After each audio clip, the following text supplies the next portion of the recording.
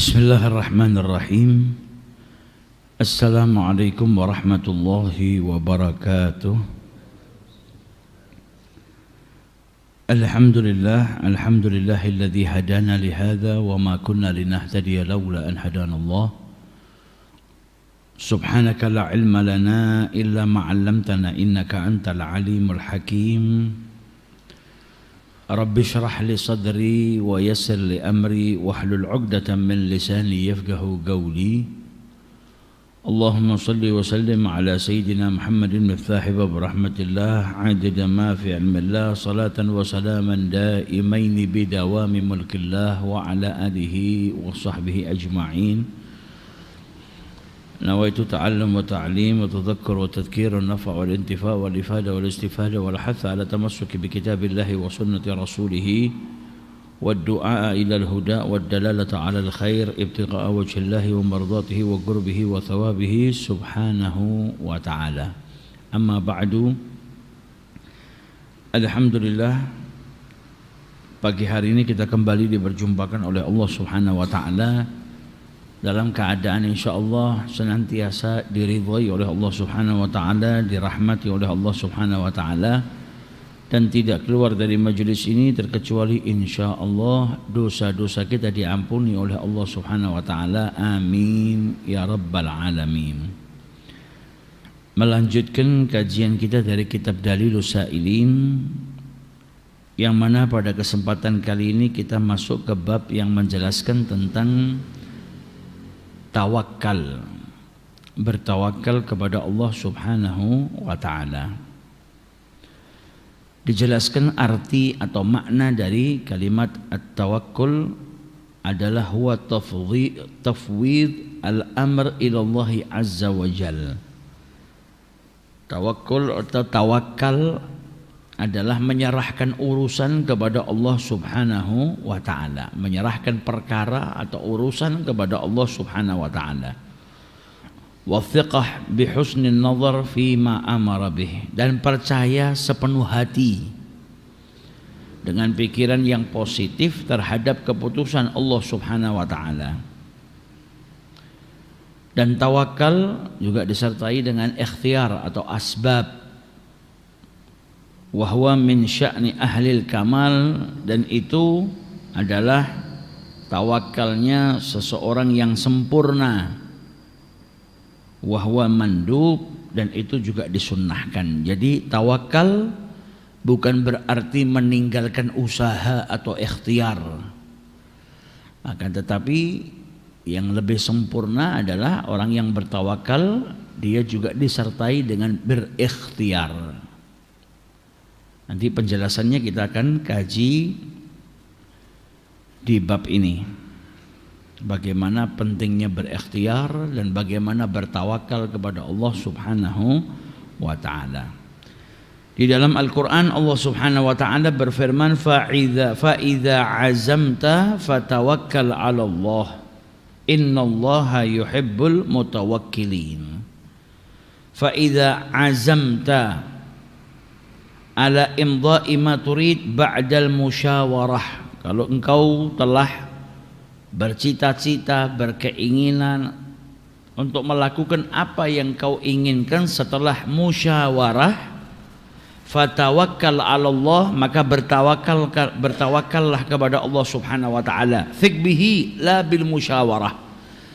Percayalah sepenuh hati kepada siapa? Kepada Allah. Hasil musyawarah ikhtiarnya bagus, tapi bersandarnya kepada siapa? Bersandarnya kepada Allah Subhanahu wa Ta'ala. Innallaha yuhibbul mutawakkilin. Sesungguhnya Allah Subhanahu wa Ta'ala itu mencintai siapa? Orang-orang yang bertawakal kepada Allah Subhanahu wa Ta'ala. Di dalam ayat yang lain Allah berfirman, innamal mu'minuna alladzina idza dzukirallahu wajilat qulubuhum. Innamal mu'minuna al-kamiluna al-iman, yaitu orang-orang yang sempurna keimanannya. Alladzina idza dzukirallah, mereka yang kalau ingat kepada Allah, ingat kepada ancaman-ancamannya Allah Subhanahu wa Ta'ala, ay wa'idihi, wajilat, khafat, merasa takut kepada Allah Subhanahu wa taala.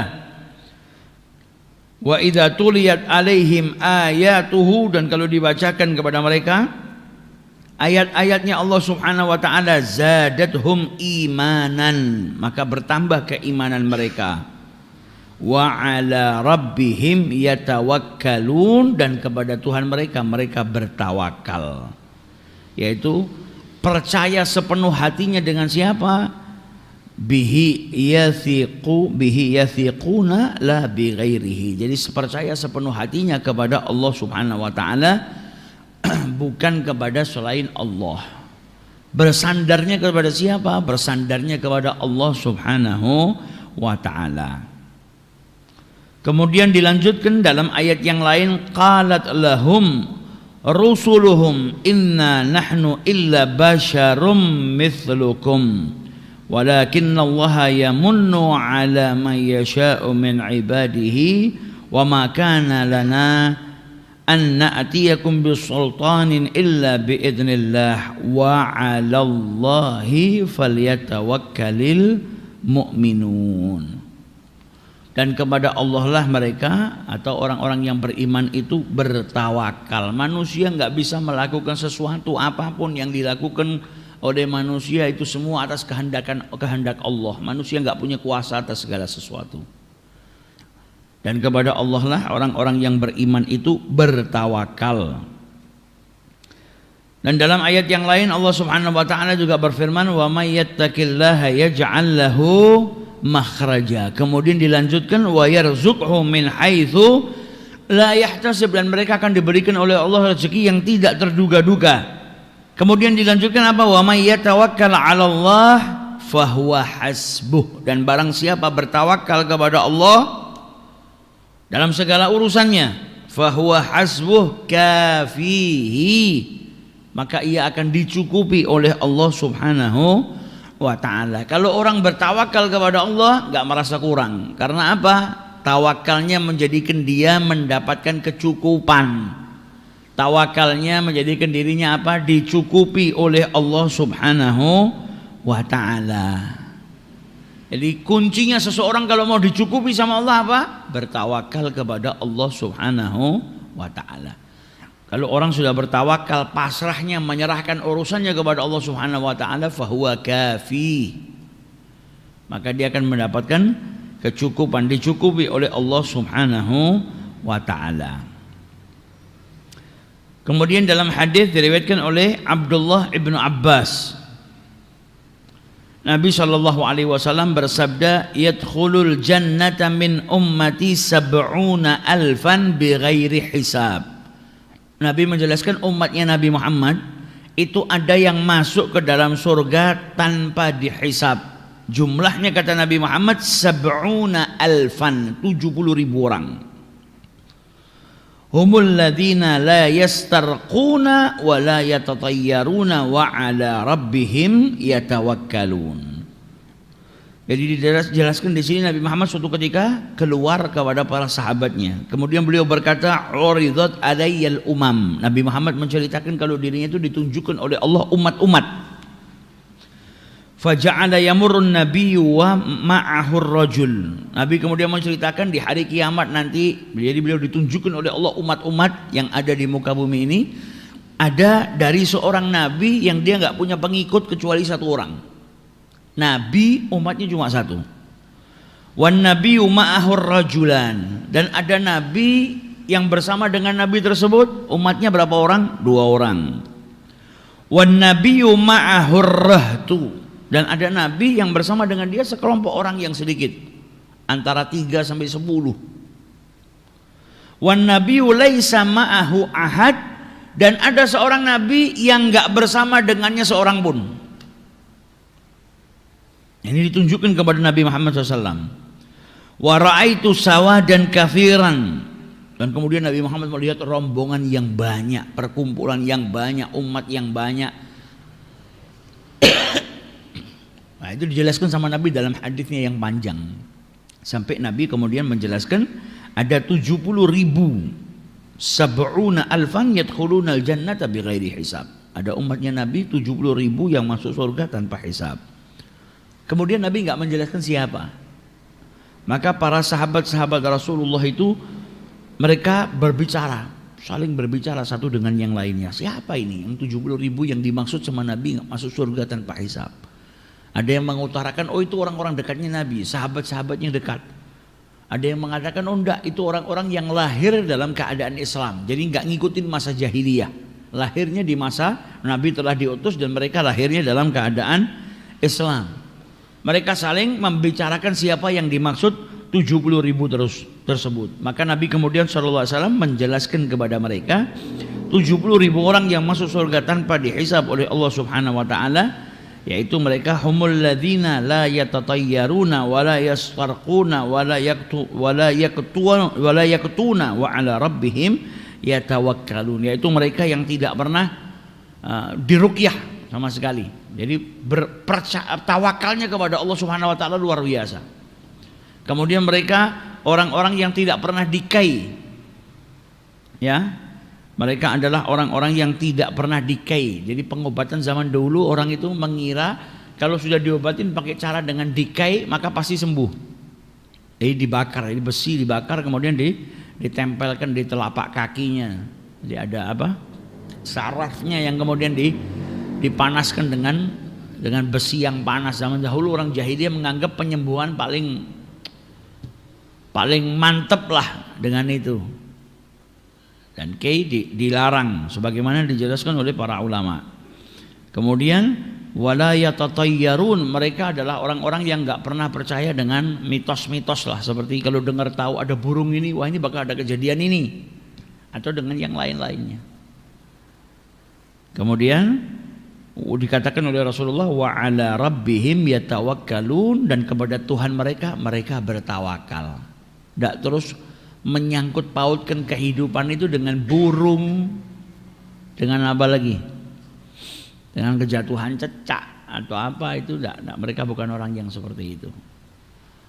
Nah, mereka bertawakalnya hanya kepada Allah Subhanahu wa ta'ala, bukan kepada sesuatu. Wah ini dengar suara burung malam-malam berarti tandanya orang mau sakit atau orang mau meninggal. Enggak. Menyerahkan semua perkaranya kepada Allah Subhanahu wa ta'ala. Kemudian dalam hadis yang lain diriwayatkan oleh Jabir bin Abdullah, di sini diriwayatkan ghazawna ma'a Rasulillah sallallahu alaihi wasallam ghazwata Najdin. Jadi di salah satu peperangan, kata Jabir bin Abdullah, kami itu berperang di jalan Allah bersama dengan Rasulullah di Ghazwah Najd. Kemudian ketika itu Jabir bin Abdullah meriwayatkan kami masuk ke satu wadi lembah yang di situ banyak durinya. Dan kemudian Nabi Muhammad itu beristirahat di bawah pohon supaya enggak kena panas. Wastadalla biha wa 'allaqa sayfahu. Beliau berteduh di bawah pohon, kemudian beliau meletakkan pedangnya. Jadi beristirahat. Fatafarraqan nasu fisyajari yastadhillun, maka para sahabat Nabi pun kemudian mereka satu persatu pergi ke bawah pohon bernaung di situ. Berteduh di bawah pohon, mereka beristirahat. Dan ketika mereka sedang beristirahat, wa baina nahnu kadzalik idda'ana Rasulullah sallallahu alaihi wasallam faji'na, maka Nabi pun memanggil kami. Jadi Nabi beristirahat, berteduh, pedangnya ditaruh, yang lain juga ngikutin. Tiba-tiba dipanggil sama Nabi Muhammad mereka. Maka kita pun datang, kata para sahabat. Fa idza a'rabiyun qa'idun baina yadayhi. Tiba-tiba kami dapatin ada seorang A'rabi, Badui yang duduk di hadapan Nabi Muhammad SAW. Kemudian Nabi Muhammad berkata, inna hadza atani wa ana naim. Orang ini tadi datang ketika saya sedang tertidur. Fakhtarata sayfi fastaiqattu wa huwa qa'imun ala ra'si. Dia ngambil pedang kemudian dihunuskan ke arahnya Nabi Muhammad sallallahu alaihi wasallam, di atas kepalanya Rasulullah sallallahu alaihi wasallam. Kemudian orang tersebut berkata kepada Nabi Muhammad, man yamna'uka minni, siapa yang melindungi engkau dari saya? Jadi dia menganggap para sahabatnya Nabi jauh dari Nabi. Nabi tidur, pedangnya diambil sama dia, dihunuskan ke arah kepalanya Nabi Muhammad, seakan-akan dia menguasai Nabi Muhammad. Ketika Nabi Muhammad bangun, Dia langsung berkata apa? Man yamna'uka minni, siapa yang bisa melindungi engkau dari saya? Maksudnya engkau kan di bawah kekuasaan saya. Tinggal dihunuskan pedangnya bisa meninggal dunia. Maka dijawab oleh Rasulullah apa? Allah. Jatuh pedangnya, dalam riwayat dimasukkan ke dalam sarung. Jadi intinya dia nggak melanjutkan apa yang dia lakukan karena apa? Merasa takut.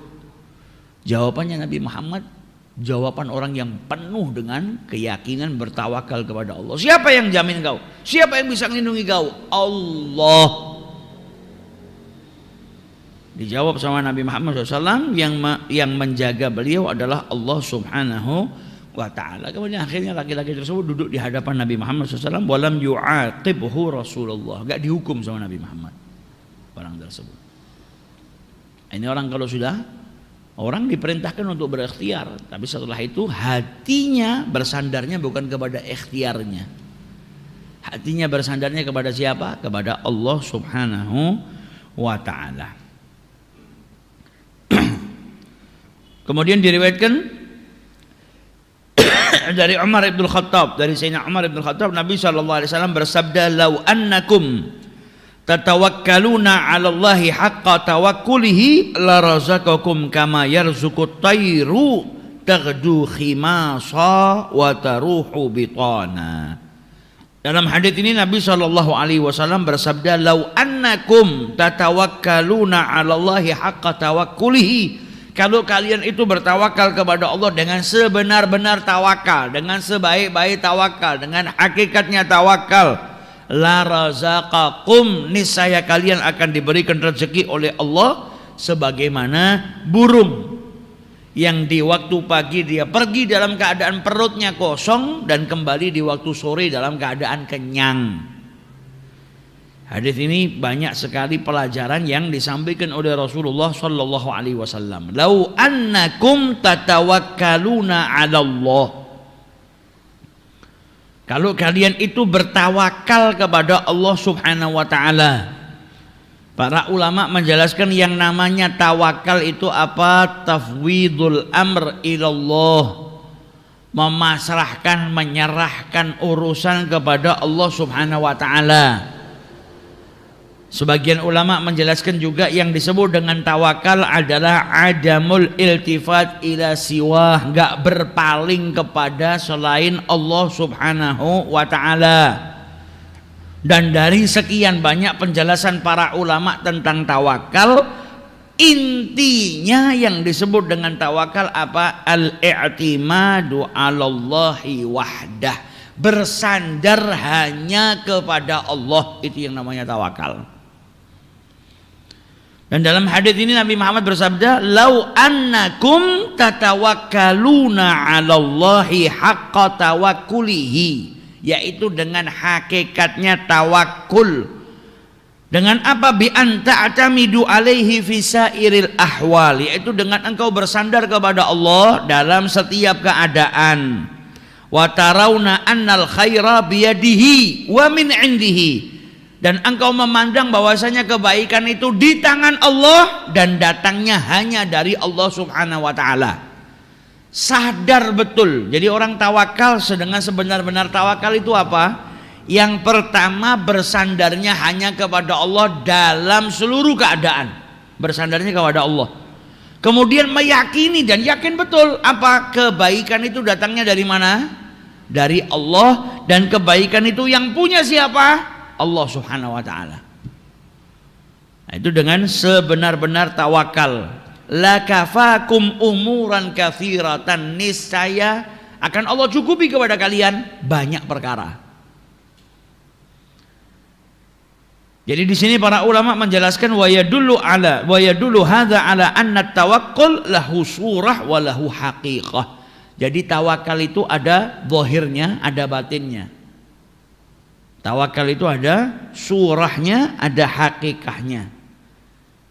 Adapun surahnya tawakul adalah ayyadda'iya i'timadahu 'ala Allah thumma yaltafitu ila man siwah.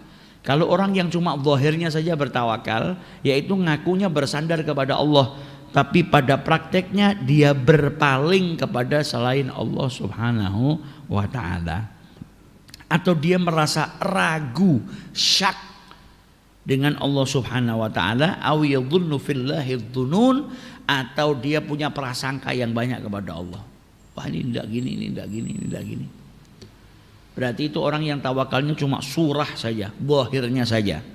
Adapun hakikatnya tawakal yaitu huwa sidqul i'timadil qalb, yakin betul dengan hatinya, percaya betul dengan hatinya kepada siapa? Kepada Allah Subhanahu wa taala. Dalam setiap masalah yang datang kepadanya, dalam setiap segala sesuatu yang menjadikan dia dijauhkan daripada madzarat, dalam perkara dunia, dalam perkara akhirat, dan yakin betul kalau tidak ada yang bisa ngasih, tidak ada yang bisa menahan, tidak ada yang bisa memberikan manfaat kecuali Allah Subhanahu wa taala. Yang ngasih saya siapa? Allah. Kalau nggak dapat, yang nahan juga siapa? Allah. Manusia nggak bisa berbuat apa-apa.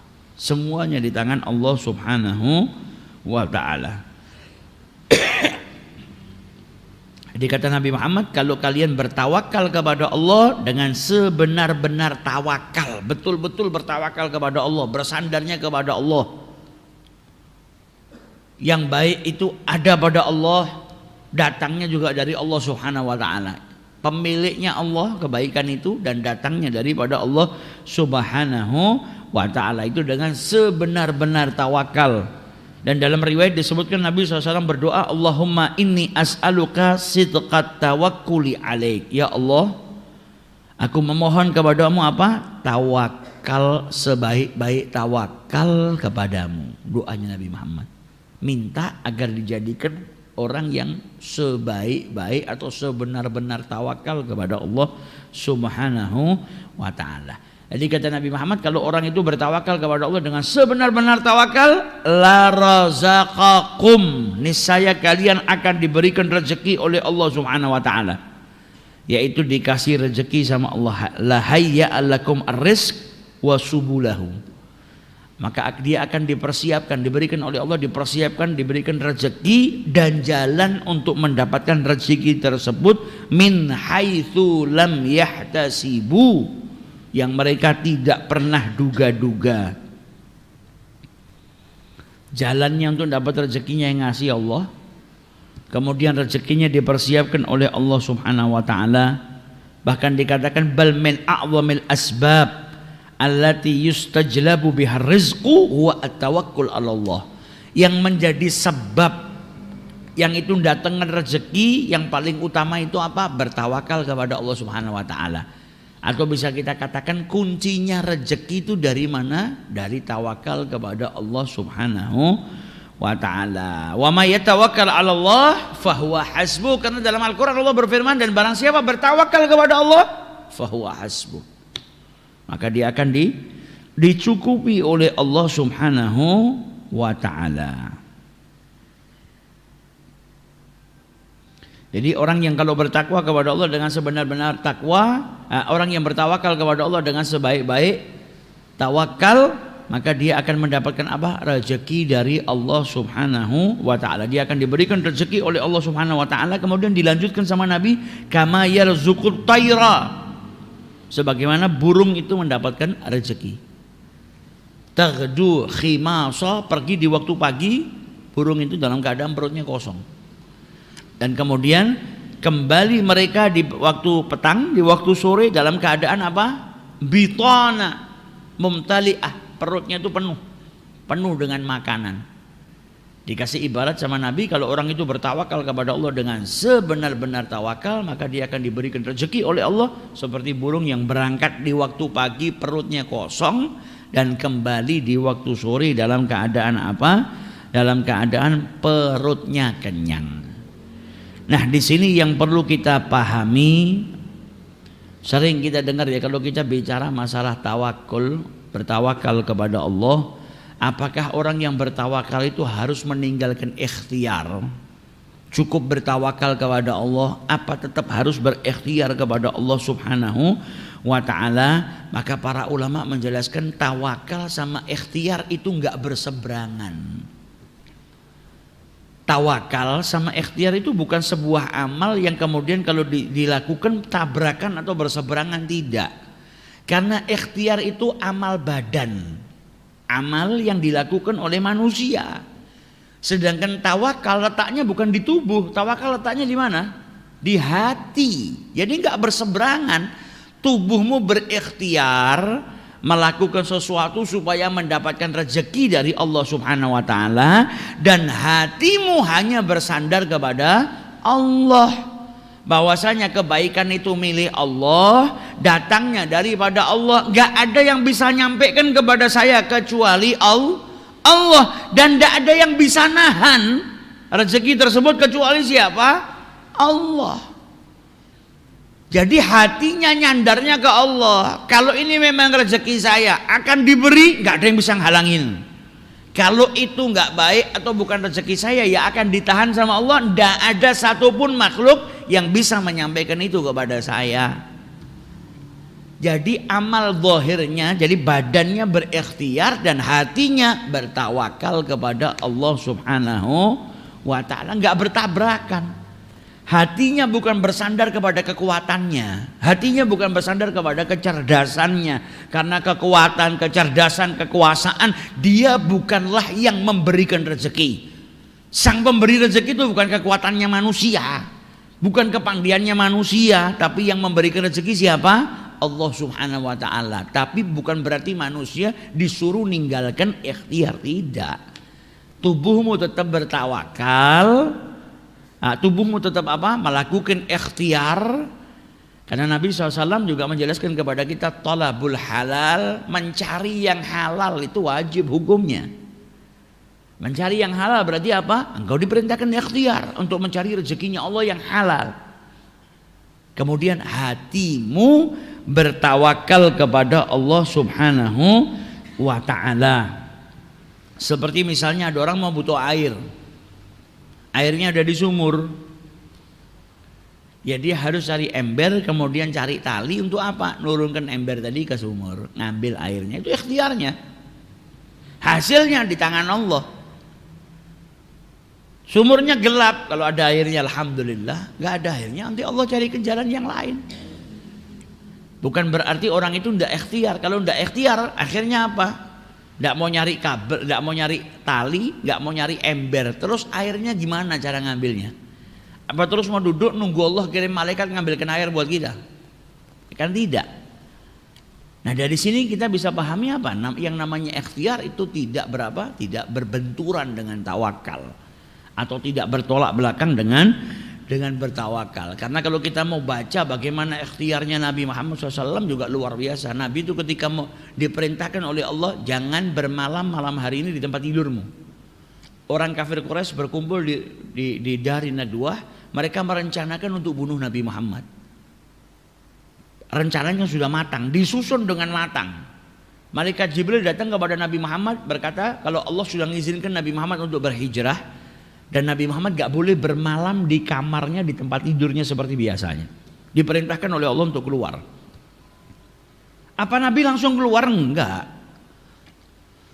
Nabi berikhtiar, hatinya bertawakal kepada Allah Subhanahu wa taala. Namun bukan berarti Nabi meninggalkan ikhtiarnya. Bersandarnya Nabi, i'timadnya kepada Allah. Namun segala sarana yang bisa dilakukan untuk mendapatkan keselamatan supaya nggak ketangkap sama orang kafir Quraisy dilakukan sama Nabi Muhammad. Maka dalam peristiwa hijrah kita bisa lihat bagaimana persiapan yang matang, ikhtiarnya Nabi yang luar biasa. Padahal kalau mau keluar langsung ngambil kudanya berangkat ke Madinah bisa. Bong yang merintahkan hijrah siapa? Allah. Yang jaga Nabi Muhammad siapa? Allah. Tapi Nabi ngajarkan juga kepada kita baiknya berikhtiar. Semua sarana dipakai sama Nabi. Yang pertama, Nabi nggak ambil jalur biasanya, tapi Nabi mau pakai jalur lain. Karena apa? Ketika mereka tahu sadar kalau yang di rumah itu bukan Nabi Muhammad, ternyata yang tidur di tempat tidurnya Nabi itu Sayyidina Ali bin Abi Thalib, mereka pasti akan ngejar Nabi Muhammad ke arah Madinah. Maka itu tempat pertama kali yang mereka jadikan sasaran. Yang pertama Nabi perintahkan Sayyidina Ali bin Abi Thalib tinggal di kota Madinah. Untuk apa? Ngembalikan amanat-amanatnya orang Mekah yang ada sama Nabi. Tapi Nabi suruh Sayyidina Ali bin Abi Thalib tidur di tempat tidurnya Nabi, dikasih serbannya Nabi. Serbannya Nabi dari Hadramaut, pemberian hadiah dari orang-orang Hadramaut. Warnanya hijau, biasanya Nabi kalau tidur pakai itu. Dikasih ke Sayyidina Ali suruh tidur di kasurnya Nabi, pakai selimutnya Nabi. Ini kan ikhtiar, supaya apa? Nggak ada yang tahu kalau Nabi keluar dari rumahnya. Taunya Nabi masih tidur. Kemudian tidak lewat akses Madinah sebagaimana dilewati oleh penduduk Mekah, tapi Nabi sewa orang namanya Abdullah ibnu Uraiqat, penunjuk jalan, dibayar sama Nabi jadi guide. Jalan ke Madinah tidak lewat akses biasanya, tapi lewat tepi pantai. Kemudian apa ikhtiarnya Nabi Muhammad? Nggak langsung pergi ke Madinah, tapi beliau naik dulu ke gunung, ke Jabal Thur. Kemudian beliau bermalam dulu di Gua Thur. Bermalamnya nggak sehari, 3 hari. Kenapa kok 3 hari? Hari pertama pasti mereka sibuk nyari Nabi. Hari kedua mereka sudah bingung cari Nabi, sehari nggak ada kok. Semangatnya pasti lebih kendor. Hari ketiga semangatnya lebih kendor lagi kan. Berkurang orang yang nyari. Karena apa? 3 hari ini Mekah kita cari nggak ada. Kemudian arah ke Madinah nggak ada. Pasti dia sudah lewat jalan lain dan sudah sampai ke Madinah. Jadi yang nyari tidak sebanyak hari pertama, hari kedua. Setelah hari ketiga Nabi Muhammad baru keluar. Ini kan bentuk ikhtiar yang luar biasa. Jadi semua sarana asbab dilakukan sama Nabi Muhammad. Supaya apa? Perjalanannya aman, perjalanannya selamat. Tapi hatinya, i'timadnya hanya kepada Allah. Bukan karena yang saya lakukan ini saya selamat. Enggak, keselamatan itu datangnya dari Allah. Yang bisa ngasih saya keselamatan siapa? Allah. Yang bisa memberikan saya celaka siapa? Allah. Bukan usahanya. Tapi kita diperintahkan maksimal untuk berikhtiar. Tapi bersandarnya hati hanya kepada Allah Subhanahu wa ta'ala. Sebagaimana orang mau cari rezeki, ma'isyah, kehidupan, kita diperintahkan sama Nabi Muhammad dalam hadisnya apa? Talabul halal faridhatun ba'dal faridah. Dalam hadis yang lain, talabul halal wajibun ala kulli muslim. Mencari yang halal itu wajib hukumnya. Ikhtiarnya tetap, tapi tawakalnya kepada Allah. Misalnya orang dagang, ikhtiar dilakukan ikhtiarnya, tapi jangan bersandar kepada ikhtiarnya. Strategi dagangnya lakukan semaksimal mungkin. Apapun yang kau ketahui tentang ilmu perdagangan, lakukan dalam ikhtiarmu. Tapi hatimu bersandarnya kepada sang pemberi rezeki, yaitu Allah Subhanahu wa ta'ala. Jadi ikhtiar dengan tawakal tidak berseberangan atau tidak bertabrakan. Ya, manusia berikhtiar dan hatinya bertawakal kepada Allah Subhanahu wa ta'ala. Jadi dalam hadis ini kenapa sampai dikasih permisalan? Permisalan sama Nabi Muhammad, la razaqakum kama yarzuqut thair. Sebagaimana Allah itu memberikan rezeki kepada burung. Berangkat di waktu pagi perutnya kosong dan kembali di waktu petang dalam keadaan perutnya kenyang. Para ulama menjelaskan, andai kata manusia itu bertawakal kepada Allah dengan sebenar-benar tawakal, yaitu ketika mereka berikhtiar, perginya ketika berikhtiar itu dalam keadaan tawakal kepada Allah. Kemudian kembalinya juga dalam keadaan tawakal kepada Allah Subhanahu wa ta'ala. Dan kemudian seluruh tasarrufnya ketika dia berikhtiar, bekerja, semuanya dilandasi dengan bertawakal kepada Allah Subhanahu wa ta'ala. Maka mereka akan mendapati banyak kebaikan yang akan Allah Subhanahu wa ta'ala berikan kepada dirinya. Jadi kita ikhtiar tetap ikhtiar, tapi ketika berikhtiar, dalam ikhtiar kita bersandarnya kepada siapa? Bersandarnya kepada Allah Subhanahu wa ta'ala, bukan kepada selain Allah, bukan kepada ikhtiarnya. Ya saya harus ikhtiar, kalau tidak ikhtiar saya nggak dapat. Ya bisa jadi kau ikhtiar ya nggak dapat juga. Kau diperintahkan berikhtiar, tapi bersandarlah dirimu kepada Allah Subhanahu wa ta'ala. Penjelasan sebelumnya sampai disebutkan apa? Bahkan kunci daripada rezeki yang Allah Subhanahu wa ta'ala berikan kepada manusia itu dengan apa? Dengan tawakulnya, dengan tawakalnya dia kepada Allah Subhanahu wa ta'ala. Tapi perlu dipahami, tawakal di sini bukan malas-malasan. Bukan duduk saja berharap makanan diturunkan dari langit sama Allah. Enggak. Tapi tetap ada ikhtiarnya. Tawakal di sini amalan hati. amalan hati. Apa amalan hati? Yaitu bersandar kepada Allah Subhanahu wa ta'ala. Dan dalam hadis ini Nabi Muhammad memberikan perumpamaan. Perumpamaannya apa? Seperti burung yang keluar di waktu pagi. Nah ini kan ikhtiarnya. Burung itu kan pergi di waktu pagi untuk cari apa? Cari makan. Bentuk ikhtiarnya, dia pergi untuk apa? Cari makan. Nah ketika dia pergi dengan tawakal, cari rezekinya juga dengan tawakul kepada Allah, dalam ikhtiarnya bersandarnya hanya kepada Allah, maka dia akan diberikan rezeki oleh Allah. Berangkatnya dari perutnya kosong, pulangnya dia dalam keadaan kenyang. Jadi tawakal dan ikhtiar tidak berseberangan, tidak bertabrakan. Manusia diperintahkan untuk berikhtiar dengan sebaik-baik ikhtiar, bukan dengan cara yang haram ya. Nah orang kalau dalam ikhtiarnya nggak ada tawakal kepada Allah, akhirnya apa? Nipu, korupsi, nyolong, ngambil haknya orang, karena apa? Nggak ada tawakalnya. Dalam ikhtiarnya nggak ada tawakal, nggak bersandar kepada Allah. Wah ini nggak bisa, kalau saya gini nggak dapat, kalau nggak bohong, kalau nggak nyogok saya nggak diterima. Berarti sandarannya bukan kepada Allah. Menganggap kalau nggak begini, akhirnya apa? Dia melakukan perkara-perkara yang diharamkan oleh Allah. Nah, tapi kalau orang bersandarnya kepada Allah dalam ikhtiarnya, maka dijauhkan daripada ikhtiar-ikhtiar yang nggak baik. Seperti itu tadi. Seperti melakukan perbuatan maksiat di dalam ikhtiarnya, menghalalkan segala cara. Jadi manusia diperintahkan untuk berikhtiar dengan baik dan hatinya bersandar, menyerahkan seluruh perkaranya kepada Allah Subhanahu wa ta'ala. Dulu ada satu kisah, Al-Imam Syafi'i sama gurunya Imam Malik, Imam Malik bin Anas ya. Ada perbedaan pendapat dalam hal ini. Imam Malik bin Anas menitik beratkan tawakal tadi yang menjadikan seseorang itu mendapatkan rezeki dari Allah Subhanahu wa ta'ala. Kalau sudah bertawakal kepada Allah dengan sebaik-baik tawakal, maka dia akan diberikan rezeki oleh Allah Subhanahu wa ta'ala. Nah Imam Syafi'i punya berpendapat benar apa yang dikatakan gurunya, tapi harus ada ikhtiarnya. Harus ada ikhtiarnya untuk mendapatkan apa? Rezeki dari Allah. Karena tadi Nabi Muhammad bersabda dalam hadisnya, kalau sudah tawakal dengan sebaik-baik tawakal, maka dia akan diberikan rezeki seperti apa? Burung yang keluar di waktu pagi. Nah kan ada ikhtiarnya. Ini burung pergi dari sangkarnya. Ini burung nggak berdiem di sangkarnya, kemudian makanannya datang enggak. Tapi ini burung keluar dari tempatnya cari makan, perutnya kosong, kembali dalam keadaan perutnya kenyang. Ada perbedaan pendapat. Imam Ahmad bin Hanbal berbicara tentang tawakalnya, Imam Syafi'i berbicara harus ada ikhtiarnya. Jadi ada ikhtiarnya untuk mendapatkan rezeki dari Allah Subhanahu wa ta'ala. Sampai akhirnya Imam Syafi'i keluar dari rumahnya Imam Malik bin Anas. Di tengah jalan kalau tidak salah berjumpa dengan seseorang yang punya baru panen buah anggur. Kemudian Imam Syafi'i bantu ngangkatkan atau bantu yang punya anggur tadi.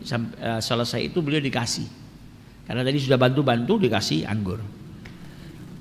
Ketika dikasih anggur beliau bahagia apa? Ternyata pendapatnya itu benar. Kalau saya nggak bantu ini, ya saya nggak dapat ini anggur ini. Tapi ikhtiarnya saya bantu ini menjadikan saya dapat anggur ini. Kemudian dia kembali ke gurunya Imam Malik bin Anas mau menceritakan tentang bukti nyata yang dia alami. Dibawa anggurnya, dikasihkan ke hadapan gurunya, dia cerita, tadi saya gini. Kalau saya nggak bantu, nggak berikhtiar, ngangkat tadi, ya saya nggak dapat. Tapi dengan ikhtiar saya, maka saya dapat rezeki ini, anggur tadi. Imam Malik bin Anas dengarkan sama makan buah anggurnya. Kata Imam Malik bin Anas, ya betul. Saya pun dari tadi duduk di rumah, tidak keluar, tidak cari makan. Tiba-tiba kau datang bawa anggur kepada saya, dan saya pun dapat rezeki anggur dari Allah Subhanahu Wa Taala. Akhirnya Imam Syafi'i pun tersenyum. Lihat apa yang dia saksikan di hadapan gurunya. Jadi orang ikhtiar, tapi jangan lupakan bersandarnya kepada Allah Subhanahu Wa Taala. Yang Imam Syafi'i tadi dapat rezeki dari apa? Ya dari tawakalnya kepada Allah, ada ikhtiarnya. Dan Imam Malik bin Anas gurunya juga mendapatkan rezeki dari Allah Subhanahu wa taala dengan apa? Imam Syafi'i datang ke sana bawa anggurnya diberikan kepada beliau. Sumbernya dua-duanya sama, punya tawakal yang kuat kepada Allah. Nah, yang ini ikhtiarnya tadi dengan tadi bantu-bantu, dan Imam Malik Ibnu Anas juga ya bisa dikatakan ikhtiar juga. Apa ikhtiarnya? Ikhtiarnya didik seorang santri yang cinta kepada dirinya. Maka beliau pun datang kepada gurunya, bawa dan lain sebagainya. Jadi intinya apa? Ikhtiar dan tawakal itu tidak berseberangan. Manusia diperintahkan untuk berikhtiar dengan badannya, dan tawakal itu amalan hati. Hatinya bersandar hanya kepada Allah Subhanahu wa ta'ala. Diriwayatkan juga bahwasanya kalau tidak salah Ibrahim ibn Adham ini atau seseorang yang saleh. Dulu dia pernah berniaga, berdagang. Di dalam salah satu perjalanan perniagaannya, dia dapetin ada seekor burung yang sayapnya itu patah, kemudian jatuh.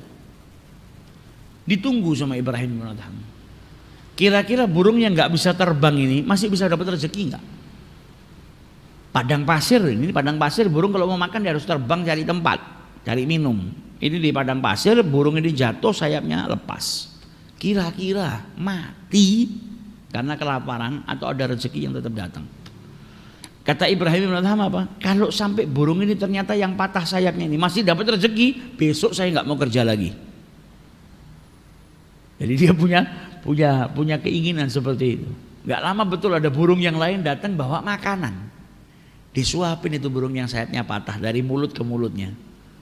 Seperti burung yang kita lihat. Gimana kalau ngasih makan burung lainnya? Kata Ibrahim bin Adham apa? Ini burung sayapnya patah jatuh di padang pasir masih bisa dapat rezeki. Sudah mulai besok saya nggak kerja. Saya tak di rumah aja ibadah sama Allah Ta'ala. Rupanya niatan beliau ini didengar oleh Asyibli. Maka didatangi sama Asyibli. Saya dengar kau katanya sudah nggak mau berniaga lagi. Ya, kenapa? Lu saya lihat ada burung patah sayapnya jatuh, nggak bisa ngapa-ngapain. Ternyata nggak ditelantarkan sama Allah, didatangkan burung yang lain yang lebih kuat bawa makanan ngasih ke burung yang lemah tadi. Maka sudah dengan itu saya bukti nyata itu sudah rezeki tangan Allah, udah saya tidak mau lagi, saya mau kerja. Kata Asyibli apa? Ya Ibrahim, kenapa kau nggak milih jadi burung yang kuat dan bantu burung-burung yang lemah tadi, yang sayapnya patah? Kok malah milih jadi burung yang patah sayapnya, yang lemah nunggu bantuan dari yang lain? Jadi harusnya apa? Engkau milih jadi apa? Burung yang kuat, yang bantu yang lemah. Jadilah kau seperti itu, bukan jadi burung yang patah sayapnya, yang yang menunggu bantuan daripada burung yang kuat. Nasihatnya simpel, tapi akhirnya tergugah Ibrahim bin Adham. Akhirnya dia tetap berikhtiar. Jadi itu ikhtiar dan tawakal tidak bertabrakan. Bahkan kita lihat bagaimana ikhtiarnya Nabi besar Muhammad sallallahu alaihi wasallam, dan bagaimana salah seorang sahabat yang bertanya kepada Rasulullah ketika dia sampai, dia tanya sama Rasulullah, "Ya Rasulullah, a'aqiluha wa atawakkal au atliquha wa atawakkal?" Ini unta saya ikat terus saya bertawakal atau saya biarin dan saya bertawakal? Apa kata Nabi Muhammad? I'qilaha wa tawakkal. Ikat, kemudian tinggallah ke urusanmu. Kau punya urusan apa, lakukan. Untanya kau ikat dan bertawakallah kepada Allah Subhanahu wa ta'ala. Jadi ada asbab yang dilakukan. Jangan selesai naik unta ditinggal langsung, aku tak neng pasar sih, untanya ditinggal, balik untanya hilang ngamuk-ngamuk. Nah, salahmu ndak boh itu kan. Dia ndak tahu, pergi. Tapi Nabi ngajarkan kepada kita ikhtiar. Ikat dulu. Setelah itu baru kau bertawakal kepada Allah Subhanahu wa ta'ala. Seperti kita pulang malam, selesai sudah pekerjaan kita. Ini motornya saya masukkan ke rumah enggak? Masukkan ke rumah, pintunya kunci, setelah itu bertawakal kepada Allah. Ikhtiar sudah selesai. Sepeda motor taruh dalam rumah, kunci sudah disimpan, pintu sudah dikunci, tidur, tawakal sama Allah Ta'ala. Bukan apa? Selesai dari kerja, balik, kendaraan taruh depan rumah, kuncinya masih nyantel, masuk rumah, rumahnya ditutup, tidur, tawakal, mugi-mugi Gusti Allah sing jaga. Bangun tidur hilang misuh-misuh, kok hilang? Katanya tawakal. Ya tawakal tidak seperti itu, tetap seperti yang dikatakan oleh Rasulullah, berikhtiar dulu tadi, ikat, baru setelah itu bertawakal kepada Allah Subhanahu wa ta'ala.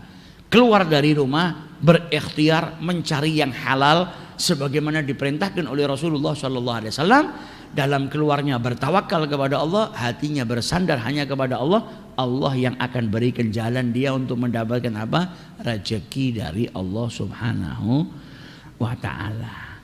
Kalau hari itu kau nggak dapat, ya berarti yang nggak ngasih dirimu siapa? Allah. Berarti ada hikmah di balik itu.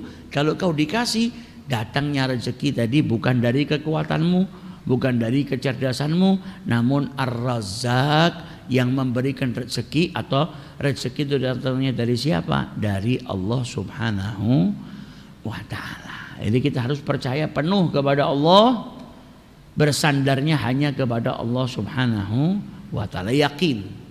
Thiqah tadi kan artinya tawakal apa? Tafwid al-amr ilallah, menyerahkan perkara urusan kepada Allah. Kemudian apa? Percaya sepenuh hati kepada Allah Subhanahu wa ta'ala. Yakin, percaya sepenuh hati kepada Allah Subhanahu wa ta'ala.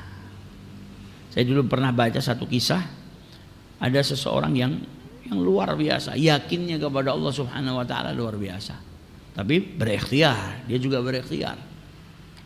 Ketika dia berikhtiar dan keyakinannya kepada Allah Subhanahu wa ta'ala itu luar biasa, maka segala urusannya pun diberikan kemudahan oleh Allah.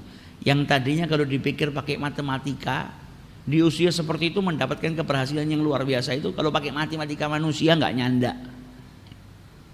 Tapi karena ikhtiarnya baik dan bersandarnya kepada Allah juga luar biasa, maka semua jalannya dipermudah sama Allah Subhanahu wa ta'ala. Akhirnya dia dijadikan orang yang sukses.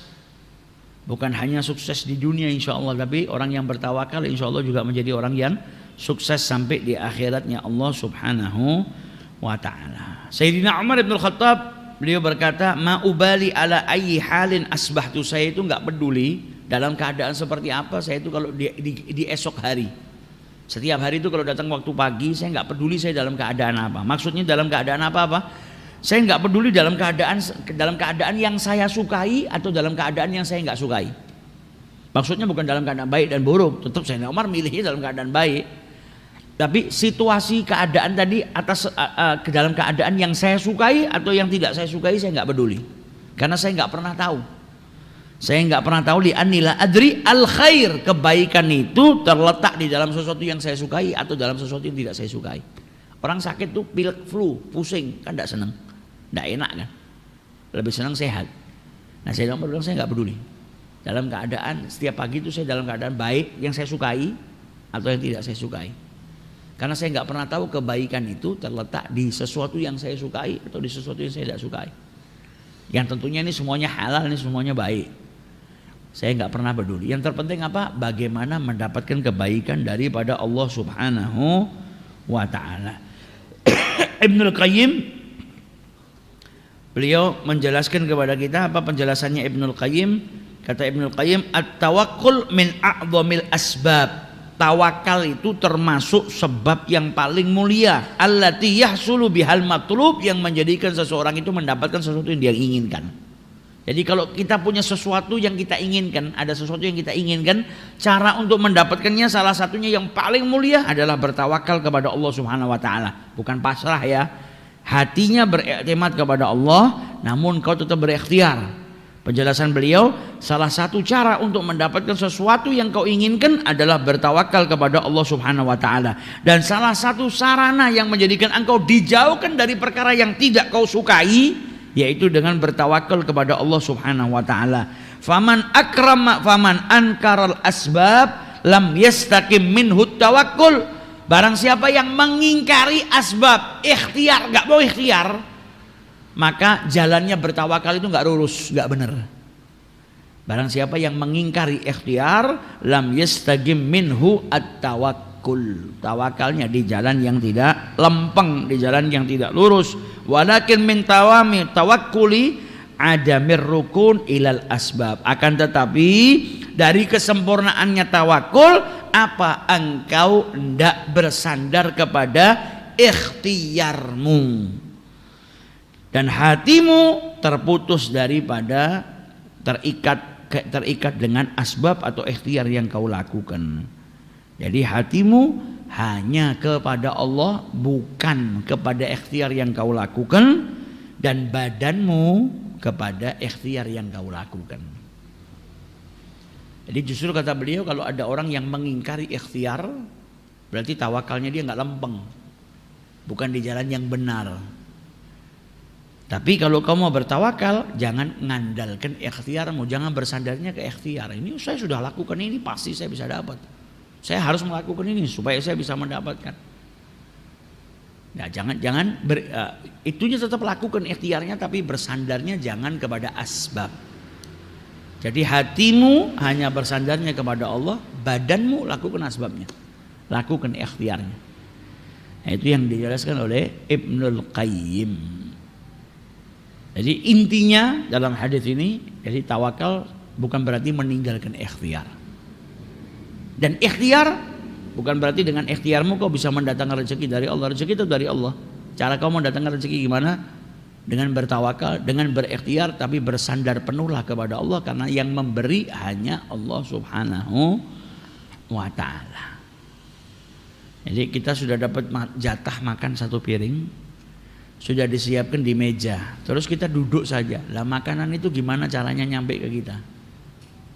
Apa kita mau nunggu tadi seperti penjelasan dari malaikat turun dari langit ngambilkan piring itu dikirim ke kita? Kan ya enggak. Rezekinya sudah ada di atas meja tadi, tinggal kita berikhtiar untuk ngambil. Tapi jangan salah juga, ada orang yang duduk, makanan yang di meja bisa sampai kepada dirinya. Apa? Ya ada orang lain yang ikut ngambil kan, diberikan. Jadi bukan pada kuasanya manusia, tapi kita diperintahkan untuk berikhtiar dan hati kita bersandar kepada Allah Subhanahu wa ta'ala. Semoga Allah Subhanahu wa ta'ala jadikan kita orang-orang yang baik dalam berikhtiar dan bertawakal dalam setiap perbuatan kita, dalam setiap amal kita, dalam setiap keluar kita dari rumah, bersandar hanya kepada Allah Subhanahu wa ta'ala, dan diberikan kita oleh Allah Subhanahu wa ta'ala rezeki yang berkah, rezeki yang bisa menjadikan diri kita lebih dekat kepada Allah Subhanahu wa ta'ala. Amin ya rabbal alamin. Wallahu a'lam. Allahumma salli wa sallim ala sayyidina Muhammadin wa ala ali sayyidina Muhammad. Bagra'il babi wal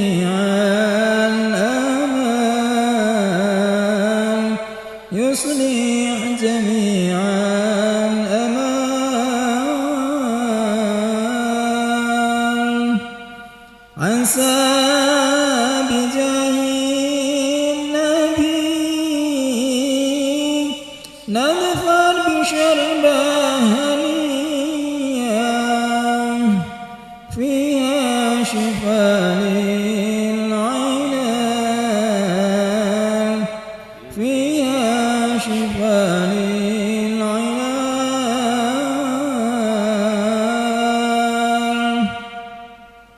نمشي على منهجي تقوى مع صدق النية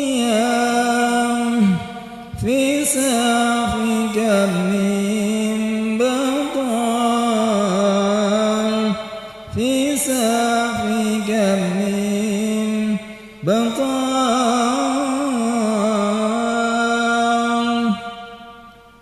ما نمدح إلا النبي هو كنزنا والحمية وعندنا له محال وعندنا له محال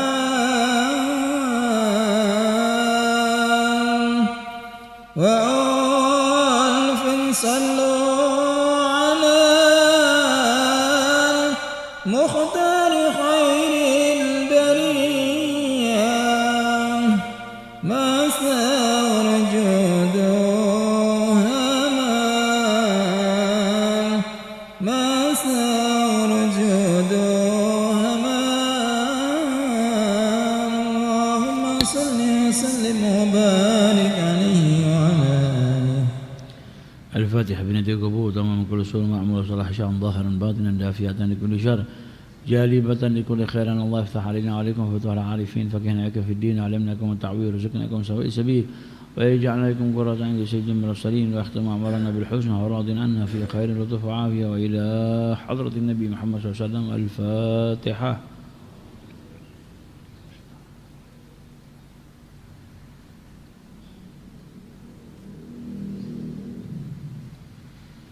ربنا انفعنا بما علمتنا ربي علمنا الذي ينفعنا ربي فقهنا وفقه أهلنا وقرابة لنا في ديننا مان القدر أنسى وذكر ربي وفقنا ووفقهم لما ترتضي قولا وفعلا كرما وارزقنا حلالا دائما وأخلنا أنت يا علما نرضى من خير ونرضى كل شر ربنا واصلح لنا كل شؤون وأنكر رب الرضا منك العيون واقض عنا ربنا كل الديون قبل أن تأتينا رسل المنون واغفر استر أنت أكرم من ستر وصلاة الله تغشى المصطفى من إلى الحق دعانا والوفاء بكتاب به للناس شفاء على الكرام الشرفاء وعلى الصحب المصحب الغرر اللهم اهدنا بهداك واجعلنا ممن يسارع برضاك ولا تولنا وليا سواك ولا تجعلنا ممن خالف امرك وعصاك حسبنا الله ونعم الوكيل ولا حول ولا قوه الا بالله العلي العظيم وصلى الله على سيدنا محمد وعلى اله وصحبه وسلم الحمد لله رب العالمين. لا إله إلا الله الموجود في كل زمان. لا إله إلا الله الموجود في كل زمان. لا إله إلا الله المعبود في كل مكان. لا إله إلا الله المعبود في كل مكان. لا إله إلا الله المذكور بكل لسان. لا إله إلا الله المذكور بكل لسان. لا إله إلا الله المعروف بالإحسان. لا إله إلا الله المعروف بالإحسان. لا إله إلا الله كل يوم هو في شان. لا إله إلا الله كل يوم هو في شان. لا إله إلا الله الأمان الأمان من زوال الإيمان. لا